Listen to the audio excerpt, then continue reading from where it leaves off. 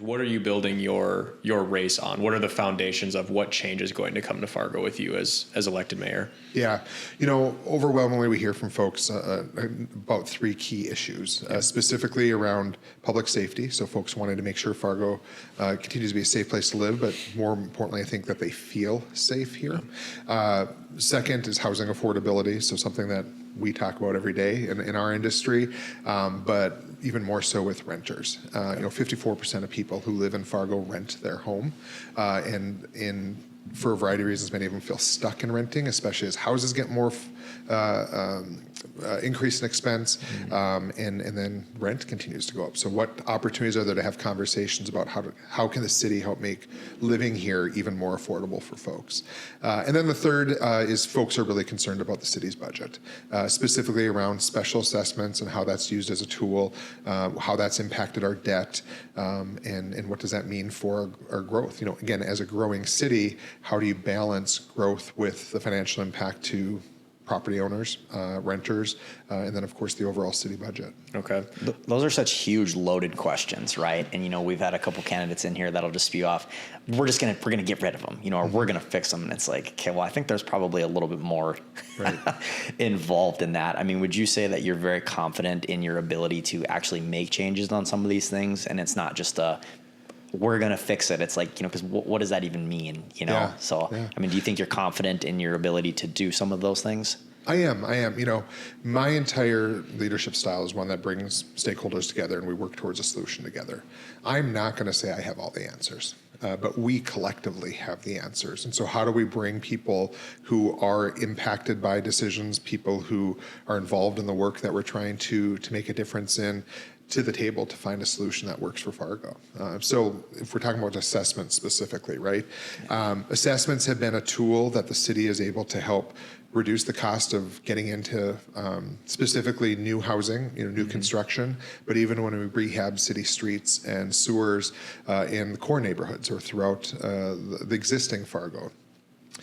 The city is able to get those, borrow at 4% and then adds a little fee on top of that or a little percentage on top, and then that goes on the homeowners or the property owner for 20 to 30 years. So it helps make it more affordable. What we found is that's increased our debt, and people are concerned about that.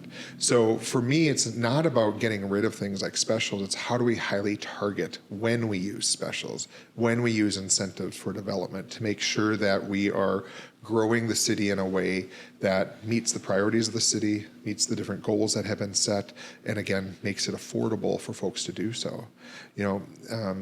I think about, if we talk about growth south of town, so we're preparing for the diversion to be certified, and that's going to open up opportunities to continue to grow. The concern about growing too fast is that costs the city a lot of money to catch up, building roads, having snowplow operators, garbage pickup, putting in new sewer pipe. All that adds up and goes into our debt as far as specials, the way that we currently do it.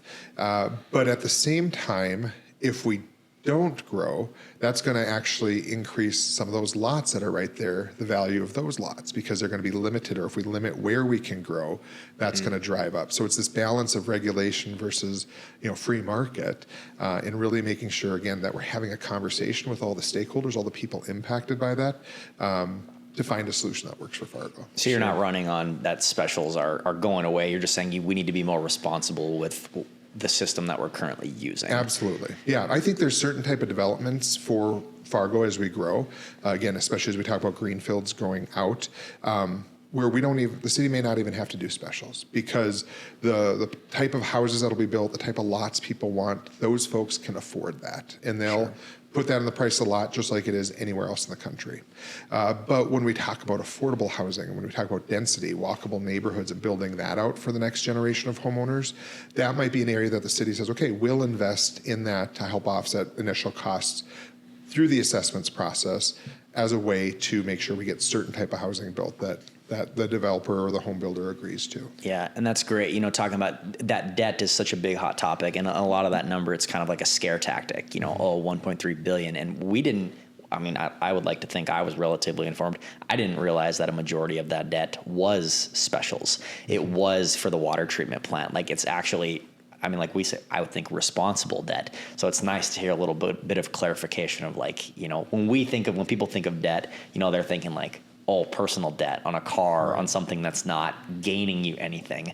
So it's like, these are things that if used correctly, you know, basically can help continuing with the growth of a city. So it's nice for a little bit of clarification on that. There's also margin in that debt because you're financing it through the city. So the city is also benefiting and making money off of that debt. And if the default rate is, you know, 1% or 2%, whatever it is, it's like, in a way, it's kind of making the city money, you know, and I feel like a lot of people didn't know that. So, you know, another super hot topic too, you know, you talked about, or I think maybe we've mentioned like the downtown area, you know, it's such a loaded question of the safety of downtown. You know, what does that mean to you? Do you have any thoughts or ideas on things that maybe you would like to see done differently than they are right now?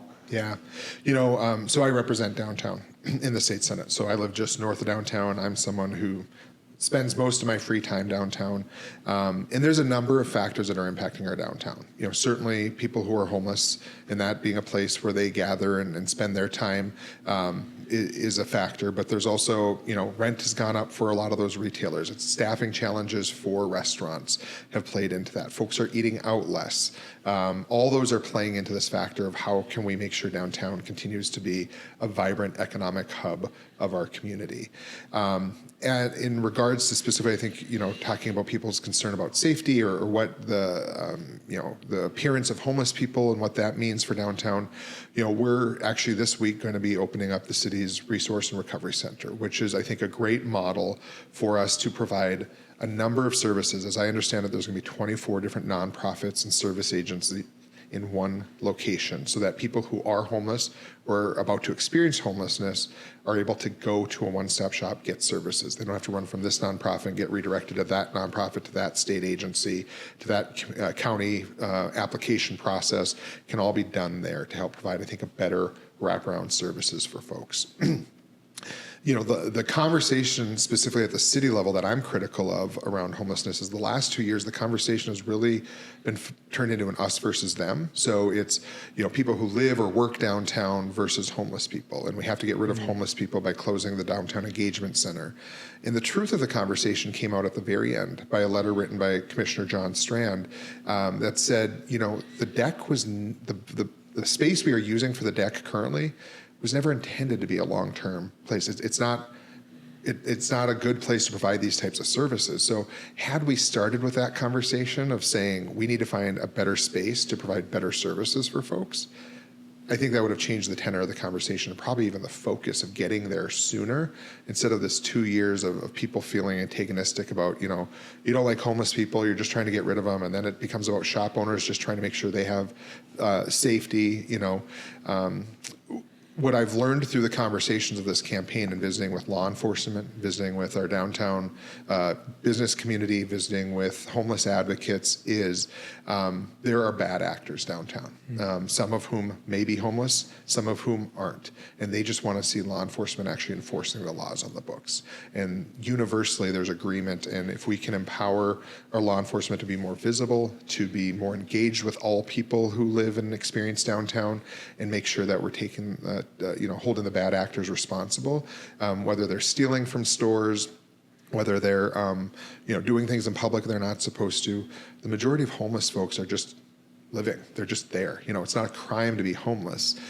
So those aren't the folks I'm talking about. It's the people who are taking advantage of them, or the shop owners, or the restaurants, or those of us that are experiencing downtown. Sure. Do you think one of the candidates that's running for mayor had spoken about increasing police presence and hiring more police force and just having that presence known downtown to decrease homelessness and crime? Do you agree with that take, or do you think that it's more so just having programs like the nonprofits to give them a safe place to go, or do you think it's as simple as police? I don't, it's nuanced, right? Yeah. So I do agree with, I think, more visibility of law enforcement downtown. One thing I've talked to the city about, as well as business owners, is about 2 years ago and even before, there was regularly a team of law enforcement who who walked throughout downtown. We all got to know them. We knew who they were. We knew their names. They know us, the people who are regular downtown, the business owners. That all went away. And so I think even just having that presence there helps everyone feel a little bit more safe, including folks who are homeless, who need help every once in a while. And so I think that's a good model. Whether we need more police or not, that's something to have a conversation again with our new police chief. Certainly community policing is a good model to help with not only prevention of crime, but also making sure people know who their law enforcement is in their neighborhoods or their beats. The last 6 months or a year, we've seen Fargo PD do a good job of getting out into the neighborhoods, hosting community conversations that I think were very well received because people could ask direct questions or share their concerns. So I'd like to continue to see that model. Sure. Yeah. Talking about downtown, there's been a lot of talk about the convention center going downtown. Do you agree with that, or do you have a specific location you think that it should go? I think the two finalists both have pros and cons. Yeah. If we go downtown, it takes the Civic Center, which is approximately $250,000 to $300,000 operating off the books of the city. There are two city-owned buildings across the street that would be able to be sold, creating a little bit of a revenue, one-time revenue for the city. But the Bruhala, with what they've done with their current facility, they've shown they can put together a great event space, an experience for people to enjoy. Part of their proposal is to take on all the risk from an operating standpoint. So if they don't make money, that doesn't come back on the city. But if they make money, we split those revenues. So there's appeal to that.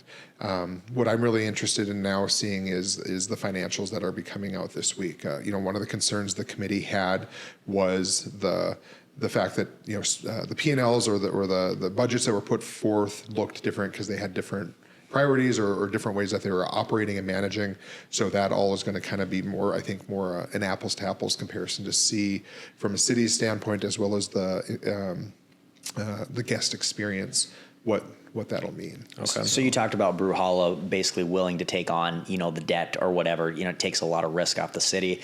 Personally for you, does that not make you nervous? You look at like what Epic did with the city of West Fargo, similar partnerships of, we're going to promise you all these things. Well, turned out for nothing, and now it now falls back again on the city. Are you confident in Bruhala's ability to live up to those promises? That's a great perspective, and something I think we all have to be more acutely aware of. So I think it's the first time it's been posed. Sure. In terms of the operators of not just Bruhala, but the whole team that they put together, those folks are all local, just like the team that's proposing the Civic Center. So I think I'd have less concern because they've proven projects. They're building out things in Moorhead right now. They've built out throughout Fargo and other areas. So they've been longtime partners with our community. So I have less concern than I think we initially would have been after the Epic issues. Sure. But I think certainly things for us to consider. And then what does that mean in terms of contracts? Are they bonding up front? Is there money going into an account? Because if there is a failure, the city's able to at least do what it needs to do for a period of time till a new operator comes along. Yeah, I think Epic kind of kicked everybody in the shorts, going down like that, being that they were so in tuned. And that I felt like that was something I heard a lot, within the community is like, oh, you partnered with the city and you're using our money and you're building these big buildings. And it's like, and then the guy just up and disappears, and nothing happened.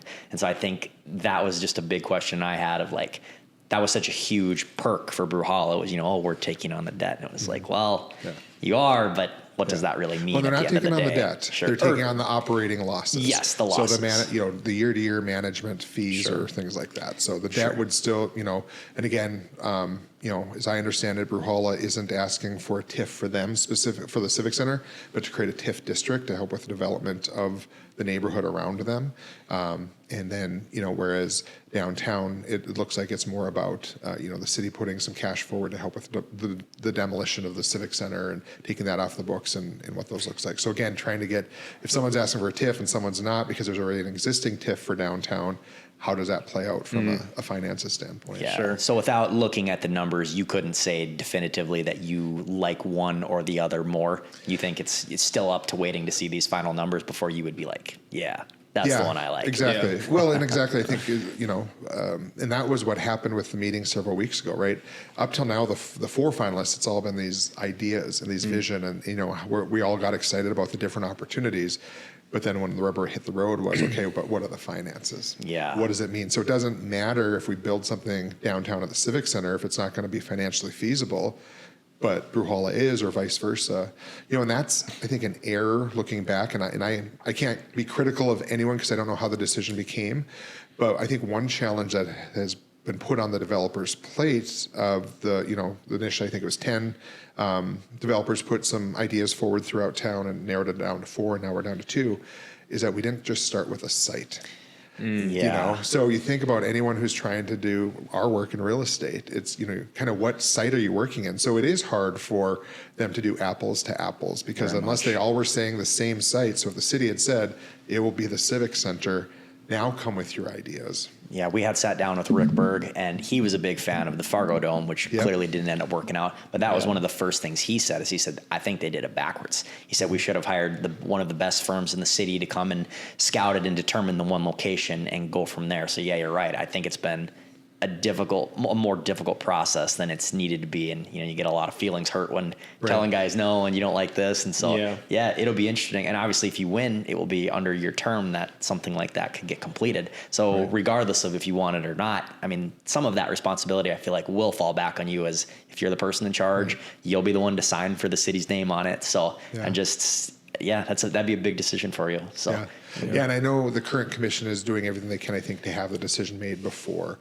the next commission takes hold. They've put 18 months of work into understanding all this. So and I'm certainly supportive of that. I think there's actually too many things they've tried to kick past the election as a way to say let the new commission decide, but we still have to lead the city. There's still decisions that have to be made, and you have that position until the end of June. So, don't make yourself a lame duck. Use that authority the voters have given you and make the best decision for the city, not because of who might or might not be in the seat. Right. 2 days later. Do you feel like you've gotten a lot of support from the current administration, moving forward, like towards your term, a lot of support from them? I mean, we sat down with Mayor Mahoney, and we think he's a pretty cool guy here too, but do you feel like they've given you a lot of support for your campaign and for what you stand for? They have been very open to meeting. So I want to be cautious about using the word support so people don't say that they're picking one candidate over the other, right? But the city and the mayor have been very good about meeting with candidates, or if I've reached out to department leaders saying, hey, I'd love to learn more about what you do and what that means and what you're looking for in your future mayor. So I've been able to meet with the majority of department leaders. I've met with the mayor a couple times to just go through things like the budget and debt to get a better understanding of where things are going and how we got to some of the decisions we were at. So, and then the city administrator has been great at providing information when reaching out. So they've been, and the other thing I think is kudos to the city is a couple of weeks ago, they hosted just an info session for all the mayoral and city commission candidates, where it was just a brown bag for about an hour and a half, and some key department leaders came up. They started with the budget, law enforcement, fire, a couple others came and just talked about what's going on as a way to, I think, open that up and let people know that there are resources you can go visit to, because not everyone maybe had reached out and then they were making their own assumptions about what is or isn't happening in the city. Sure. Yeah. Under your leadership, if you were to move forward and when, do you plan on being as active as like Mayor Mahoney has? Like, obviously we were just at that broker meeting last week. And he talked for the whole hour. Right. Yeah. It's like he wasn't even trying, but do you have intentions of continuing to try and do that with as many groups and as many people as you can, that you can be and reach to? Absolutely. Mayor Mahoney and then Mayor Wallaker before that, and Mayor Furness before that, all worked over full-time jobs for a part-time job. The mayor's position changes this June to be a full-time and a full-time salaried position. So that provides an opportunity where, they were either retired or had to continue to keep their current job and balance that. And so as mayor, I'm excited about the opportunity to have one job, and that'd be the mayor of Fargo, and to spend that time to get out in the community. I think Mayor Mahoney has done a great job of being engaged. I want to take it to the next level. I want to make sure that we depend less on people coming to City Hall to talk about their concerns, and we get out into the neighborhoods. We get out, and that might mean quarterly we're in a different, the city's going out to a different quadrant of the city and just having open forums, or you'd have planning department there, the street department, law enforcement, where people could come in their neighborhood and talk about issues. We could also then be sharing that in the next 5 years, this is what the street plan looks like for your part of the city. So people don't feel surprised when all of a sudden there's cones set up outside of their house and they can't figure out how to get in and out of their street because there's a rehabilitation project happening or anything like that. So really want to take City Hall to the people and less dependent on the people coming to City Hall. That's great. Fargo's been bringing a lot of new entertainment to Fargo, like Sweet Shots, Kingpins, all those things like that. Under your leadership, is there anything that you would like to see more of in Fargo, whether that's restaurants, bars, more entertainment, anything like that? Is there anything you'd like to see? Yeah, certainly continue to make sure Fargo is a destination, Yeah. not only for those of us that choose to live here, that there are things we can do to keep ourselves busy and our families, but that people from around the region continue to come and spend their money, because that's what helps then fund things like the Civic Center, because they stay in hotels. Helps keep our small restaurants and small businesses alive because people are investing or buying their product, and so. I think whatever ideas folks have, and that's evolving. As far as what people are into and what they like, I would love to be able to work with the Fargo Dome Authority more to talk about what can we do more to activate that building. If the Civic Center isn't chosen as a final site for the convention center, I've seen that as kind of a stranded asset. So what can we do to make sure that that is more accessible, whether it's community events or bringing in different promoters? I think there's a lot of EMD music that, that'd be a great place. It's a dark space, music and lights, Like Tech Nine was there a couple right, weeks ago. Yeah. I've talked to some different folks who've said that they have tried to put together produce a show and they found it challenging, and they so how do we reduce that barrier? So again, people are using the space, they're enjoying parts of the city, but also how do things like the mall evolve? We're fortunate that our mall continues to be one of the more active malls in the country, and so for some reason people are still shopping at our mall, which is great, but we're a regional hub. That's crazy. But what does that look like to change that into some sort of more entertainment district, indoor food hall, growing that again, Brewhalla, that concept of many people can come with different tastes and what they want, and you can spend time in the afternoon with your family and friends or play games or go to a concert or things like that. Sure. So all of those things cost money, and it goes back to the budget deal, right? And, we've had a couple candidates in here go, cut. Is that your standpoint as far as just the city budget in general? Or do you think it's more of just reallocating funds, of what we already have? Where do you, and I know that's a very broad question. No, I think it's a great But question. just in general, where do you stand on that as far as, are we cutting? Are we bringing in more? Are we giving more money? Are we taking less money? Like, how do you feel about all that? Yeah. No, I love it because, as a small business owner, we're in real estate sales, right? So if I want to make more money, I got to go sell more houses or find ways to sell more houses. Of course. I don't think the city is any different. If we could cut the budget, and that'll have to be a priority, I think, going forward, not necessarily cutting, but really setting a budget priority. So for me, I've already said that I want to see no more than 1% growth over last year in the budget, and we have to work backwards from there. For sure. That would be our checking account, and we have to budget within that.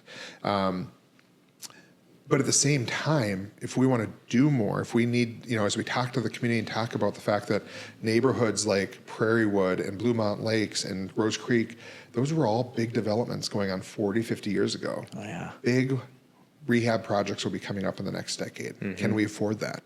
So what do we start doing now to build out revenue?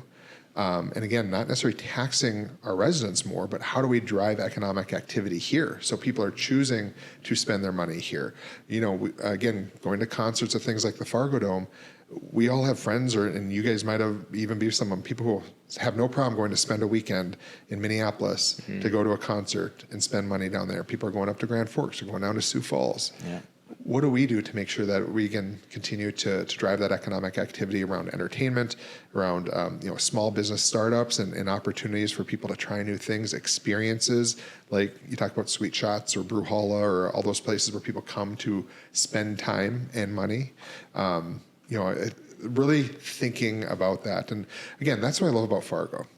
A lot of times when we talk about our entrepreneurial spirit, it's talked in the standpoint of like tech startups and biotech. Great, a lot of great things going on there, but you even look at our nonprofit sector. You look at the entrepreneurialism of people trying new things. For us in housing, I would love for us to say, okay, we have these core neighborhoods, we need to infill more with density. And instead of us waiting for a project to show up, we go to the community and say, we want to find a way to get more duplexes in existing lots.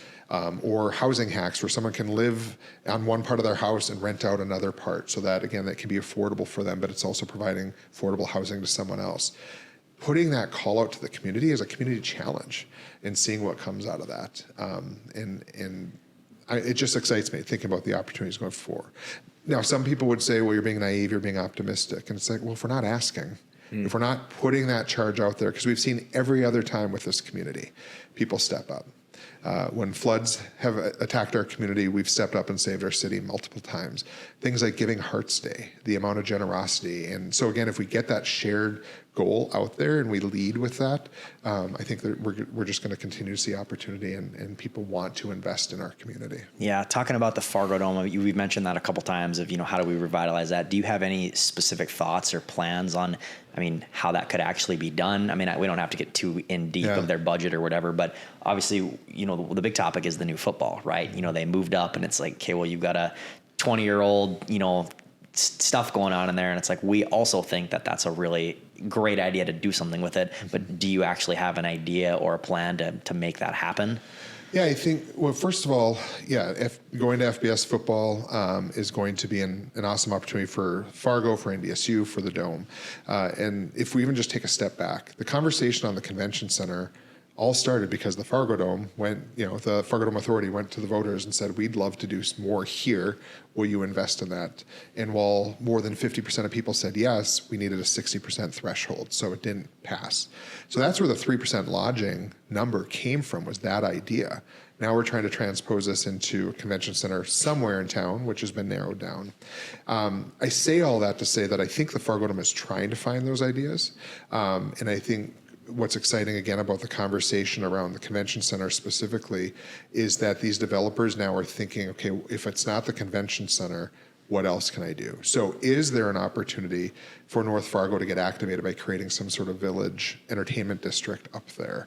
That, again, when people come to town, whether it's around concerts or it's around football games or just North Fargo folks, have it as their place to go and spend time.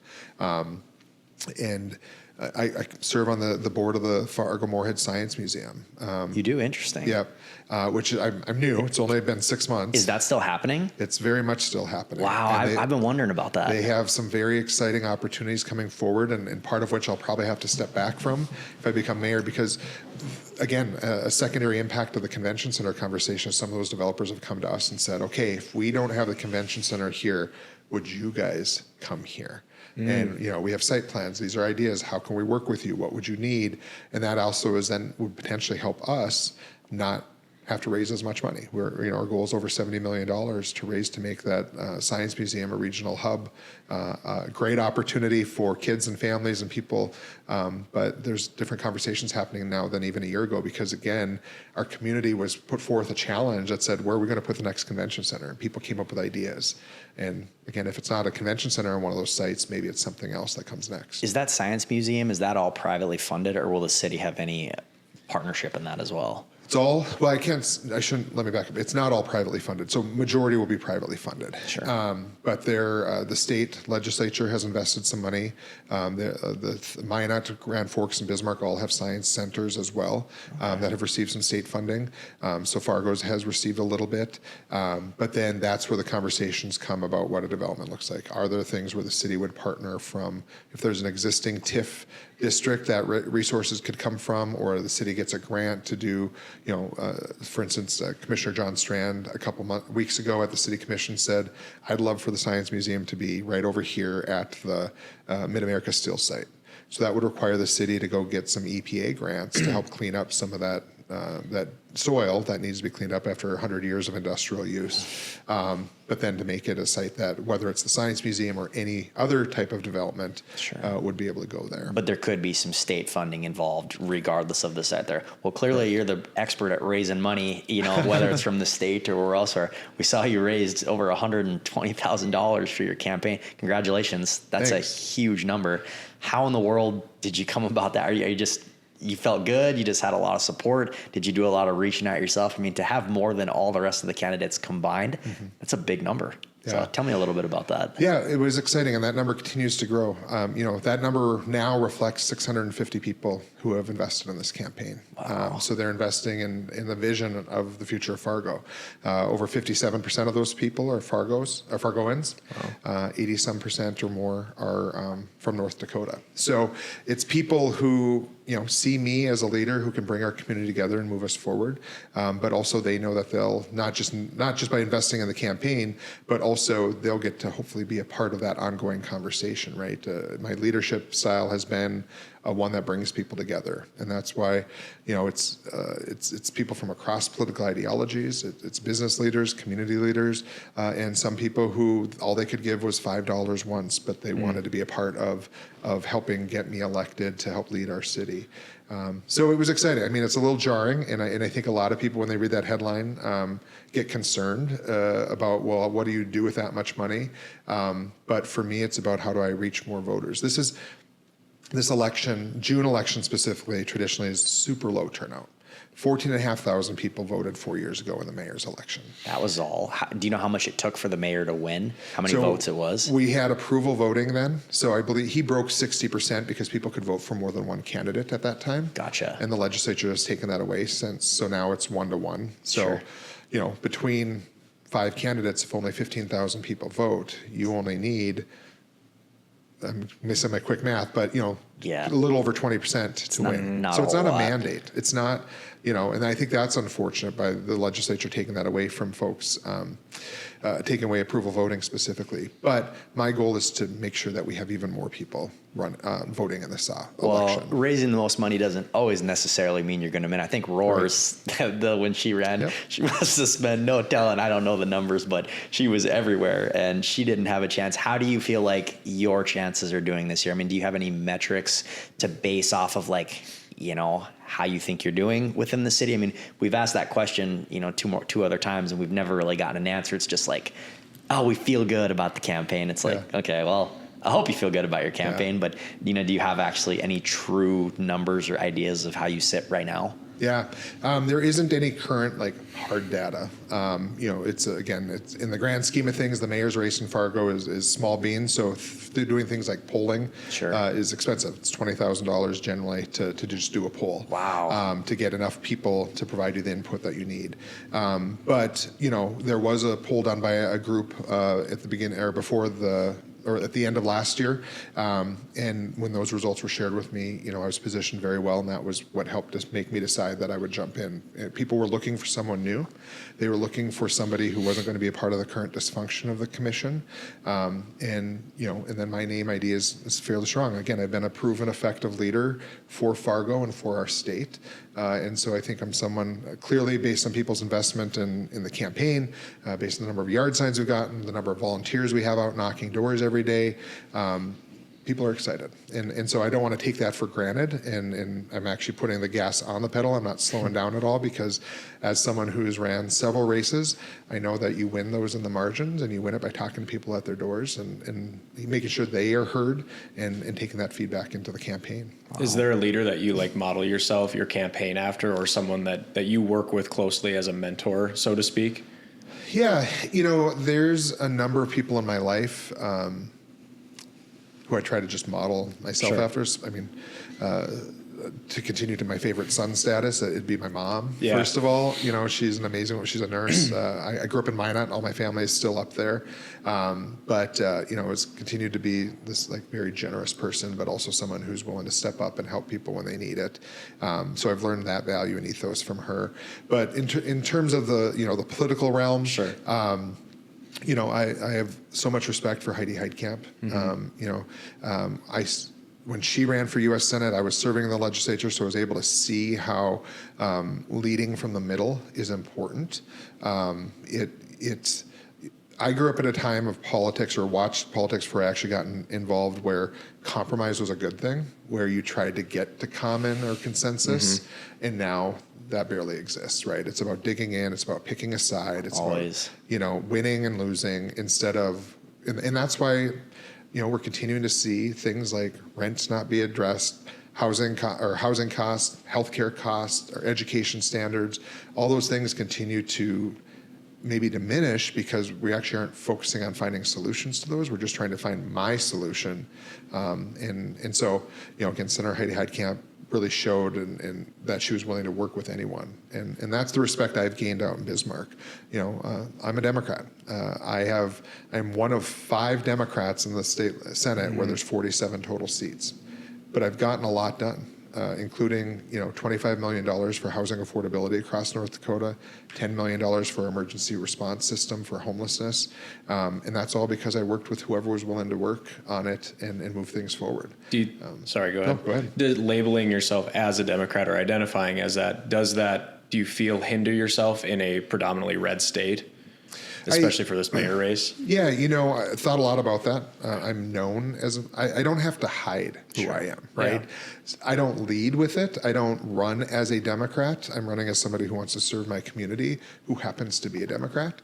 But again, the accolades I get from my Republican colleagues or from business owners in our community and other community leaders is that they've seen me as someone who's willing to work with anyone.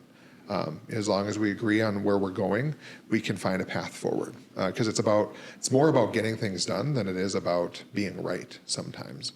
And I've learned a lot from Republican legislators that I've worked with, and I know that they've learned a lot from me. And in the end, we're able to move things forward. That's awesome. So are you in contact with Heidi to this day still? Is she back in your campaign now currently? I've not asked her for any support specifically. I last saw her a couple months ago at our state convention, gotcha. But she's busy herself, so I try not to bother her with things. Sure. But yeah. Obviously, some of the other candidates, took endorsements from bigger Republicans on the side. So I didn't know if that was something you were looking for or had thought any about, or you feel like you've gotten enough support elsewhere. Maybe it wasn't even necessary, I guess. Right. Yeah. No, I knew with it being a local race that going and trying to get a bunch of national endorsements or statewide endorsements, certainly that might give you a boost for 5 seconds, but a lot more people would be critical about that as well. So it was important for me to make sure that, again, I was talking to Fargo folks, they were investing in the campaign, that, it was, again, specifically we're talking about finances, over 650 people from throughout the region who have supported the campaign. Yeah, it's amazing how you talked about bringing a lot of criticism from the national endorsements. I would have thought, having a standing senator now endorsement would have been good, but in fact, I think it's kind of been the opposite, which is crazy, for us to think about. Putting yourself in a position. You've been at the state level for a while, which is, great. You've been there. You've done a lot of good things. You've really put yourself in the spotlight again here locally for good and bad. Do you feel like you've handled some of the harsher criticism pretty well? And are you prepared for what's to come if you do win? Yeah. Great question. Fortunately, I get asked a lot from folks, are people being mean to you, or how do you deal with, are you reading comments, Oh, that's my bedtime stories. I read comments. Yeah. No, unfortunately, people haven't been horrible to me. Now, I know that's not true for other candidates, and that's unfortunate. I don't think you're going to win or lose an election or change people's minds by being a keyboard warrior, regardless of who you are, who you support or oppose. So that's why I think it's more important to spend time talking to folks where they are, getting out in the community, knocking on their doors, and getting real feedback that way. In terms of the spotlight, one of the things that I really weighed heavily before I announced was recognizing how much bigger the spotlight gets when you're the mayor of a city. Mm-hmm. Again, a lot of the critique and criticism I have of the current commission, of how decisions were made or what did or didn't happen, is just magnified because a lot of people have opinions one way or the other on that. Of course. And that'll continue forward. So for me, the decision to say yes and accept that spotlight also meant then you have to make sure you're doing a good job of educating and engaging people on the process and why decisions are made. One of the hardest things being an elected official is in Bismarck, we push a button, a red button or a green button whenever we vote. Mm-hmm. And sometimes the hardest thing is pushing that button because I know once I push that button, I have to explain to people who ask why I voted that way. For many people, sometimes it's just easy to push a button because that's just who I am or that's what I believe. But for me, it was more important about being able to understand what was I voting on, why, how did I come to the decision of yes or no, because there is no maybe button. There is no, when you stand up and say, I'm willing to lead and put me in this position, you have to be able to make tough decisions. But you can gain the trust of people by making sure that they understand why you made that decision. They may not agree with you, but they respect the fact that you had a conversation about it. Is there an issue that you've learned more about coming into this race that maybe you were kind of on the middle of the fence, or you thought one way and it actually ended up being a different way, where you've just learned so much more, like, wow, I had no idea that was such an issue, door knocking and talking to these residents of Fargo? Yeah, what's really come to light, so part of my campaign in February and the beginning of March, I hosted 4 different listening sessions across town. So to begin with, it's hard to find community space to host events like that. So, if I did it again, I would have probably ended up having to rent hotel ballrooms to make it easier because of parking and access. Fortunately, we were able to use some of the library space and some other spaces. But in those conversations and then continued conversations since, one thing I bring up with folks is I ask them, okay, we know that public safety is a concern of folks. What does it mean to feel safe in your neighborhood or in your home? And the vast majority of conversations shifted to traffic safety. So people weren't talking about a drug house at the end of their block or a murder or violent crime that happened in their neighborhood. They were talking about that I'm not comfortable with my kids being out in the front yard riding their bikes because people are speeding, or I know they're on their phones, or the motorcycle, a lot of times it's spring, right? So people are going down the straightaways really quick and revving their engines or making noise. Those were the issues people were bringing up. So that was this interesting, okay, I wasn't prepared for that. Sure. So then now starting to dig into what does that mean? How do we, we're not going to go tear up a bunch of roads because it's expensive. Right. But what can the city be doing differently as we continue to grow, or when we reinvest in neighborhoods, and what does that look like? So simple things around, the lights, for instance, especially on straight shot, our major thoroughways, they are set up right now to move traffic, right? So light one turns green, a couple seconds later, the next one is. So it's just the idea is you can continue to flow, right? You're not stop, start, stop. What if we just did that from 3 to 6 when people are actually, and then the morning rush, right? Whereas interesting. Other times a day, it is more sporadic, or they're reading our speed. You see those lit up signs that are telling you you're speeding. Is there some sort of mechanism? I'm sure there's some sort of technology where, fine, it starts triggering where the lights now start going red or yellow. Start slowing people down so you de-incentivize that ability to just rush through. And so how do we use technology? How do we use design? How do we make sure that, again, neighborhoods aren't always a drive-through street, but they can be more ancillary?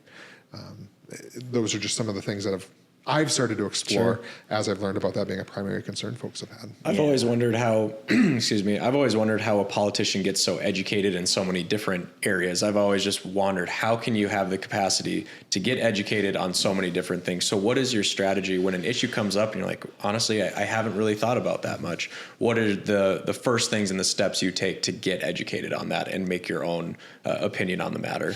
Yeah. So serving in the legislature, so we don't have any staff. Okay. We don't, we answer our own emails. We, day one, you might be voting on Medicare funding. You know nothing about Medicare, right? When I was elected, I worked in higher education. So that was my experience that I brought to the table. So I depend a lot on other people. And that's been the fun part about, not just serving in the legislature, but as I built out this campaign, is making sure that I'm kind of creating these mini teams to help advise me, both informally and formally. Gotcha. There are great staff within City Hall that, of course, know these things. So, again, going back to that example about street design. So, going back to the engineering team and saying, okay, what are you doing? What could we be doing differently? Is there a cost to that, so that we need to have that as part of a budget conversation? So, for me, it's just really, again, I don't always have the answer, but we do. There are people in our community that we can tap into to help us get to that answer. Sure. Would you still continue your real estate career on the side a little bit if you are elected mayor, or would that be completely out of out of your job. Yeah, at this point, I'm planning, we pay for our fees and everything through the year. So my goal would be, if I'm fortunate to be elected, that when we renew our license, I'd renew into a referral status. Wow. Sure. And just keep my license there. Dang. That'd be big. I mean, because you're the statewide broker for real, right? I mean, that, and now obviously acquiring Remax, like that's a big position you'd be stepping down from. Yeah. So do you have your protege teed up for if this all comes to light? Yeah. I have the privilege of working with 140 agents across the state, and I'll miss them. That's for sure. But they're cheering me on too. And they know I won't go away because there'll still be plenty of opportunities to work with them in just a different capacity. Sure.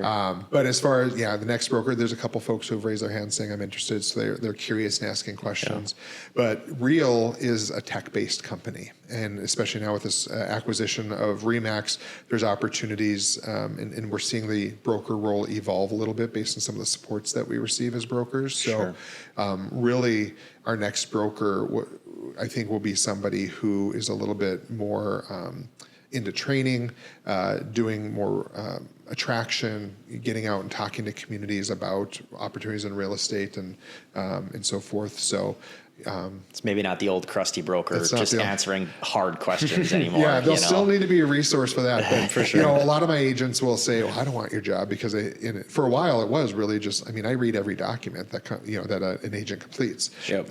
You were auditing all of the files? I'm auditing Oh that my has gosh. now been provided where there are opportunities for folks to help provide support there. Sure. So, and automation. We have we've built our own internal tech system that, about a third of the documents right now, unfortunately North Dakota, we use statewide forms, so they're the same, and same with Minnesota. So AI, or Leo is our assistant. Leo is auditing, the minute an agent uploads a document, so they're getting instant feedback instead of waiting till 24 hours later when I get back to it. And then that agent's already moved on to another transaction or another priority. Sure. So they're getting some of that feedback right away. I'd imagine you're pretty pro AI then, as far as maybe incorporating that into our own city of Fargo and being progressive in that matter too. Yeah, it's an evolving technology that it's here, right? And there's a lot of great that can come from it. We just have to be real honest about where our guardrails are and how we use it, especially within the city.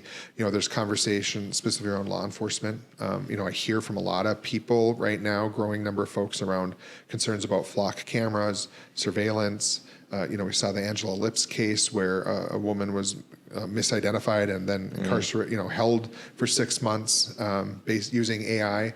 So when we use evolving technology like that, again, I think the city has to do a better job of educating the public on how it's being used and why it's being used, and then the public having an ability to maybe provide feedback about when and how we should use that. And so that, again, is an opportunity for us to engage the public differently. Do people want cameras all over town reading license plates? Which now we're finding out that it's not just reading license plates, it's also collecting data and it's going somewhere. So where is somewhere?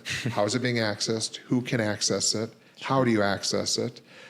And maybe we don't want all those things, or we want 2 of those things and the rest have to be a no based on the contract. But we can't just, I think, depend on some of these tools to do the right thing, because they're trained to do based on human input, right? And especially around artificial intelligence. How do we put guardrails so that the human interaction is appropriate and then not misused? Or if it is misused, you're held to a high standard and what that means for our safety, because that's our information going into the cloud or that database. Sure. Yeah, that's a great point. Just educating, I think the city would be a great idea. So many people have one little tech mishap and they're like, oh, I hate AI, or, with that new data center going up by Harvard, whatever, there's a lot of people on both sides of the spectrum where they're maybe just not educated enough to know anything about it. So I think that's a great point you bring up. Yeah. So, well, and, specifically the data center in Harwood, some of these things happen so quickly, but again, in that instance, city leaders signed a non-discrimination or non-disclosure agreement. Yeah. That really upsets people. And so that's a lesson learned of, you're elected to represent us, and why do you get to have secrets? And from a development standpoint, again, if I don't know if any of you have done any commercial, but at times you sometimes have to sign those when you're doing commercial development because they don't want their trade secrets out. So it's finding that balance and then creating a policy. So for me, one of the things, beyond data centers is, I want to, when I'm elected, create an ethics policy for the office of the mayor. So that then, again, the citizens know what they can expect and when they can expect information. From an ethical standpoint, if there's certain disclosures that have to happen, if certain things come up, all that again, it can be all on the, especially to do it at a time before something happens, right? Be proactive about things like that instead of waiting for something to happen and then we have to come up with a policy because of this one situation. How do we have some of these things in place so that as things happen, we're using that to help make decisions? Sure. Cool. So a big part of what we do, we like to, brand ourselves as like the younger generation, right? We're on TikTok, we're on Instagram, we're on the short reels here.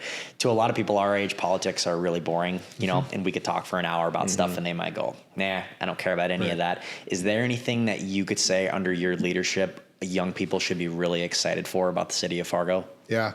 Well, I think first of all, engagement. Finding out what do they want. The average age, well, maybe I'm saying it wrong. I think it's the median age of Fargo is 34. Interesting. We're a young kid. Now, some of that might be impacted because of the number of college students and things like that. But North Dakota has gotten younger. And then as people have had children, we're younger from that, But how do we, what do young people, young adults, whether you're a high school student, a college student, or someone entering your profession, what do you want to see in Fargo? What opportunity? Again, we see when events happen downtown, there's just this flood of people of all ages because they love the Red River Market. They love the street fair. What does it look like for us to go into neighborhoods like near Rolt Farm? And what would Rolt Farm want to do once or twice a year in their neighborhood for their community? And then us downtowners are going there. The Northport area of North Fargo. You start looking at Davies. So how do we create community?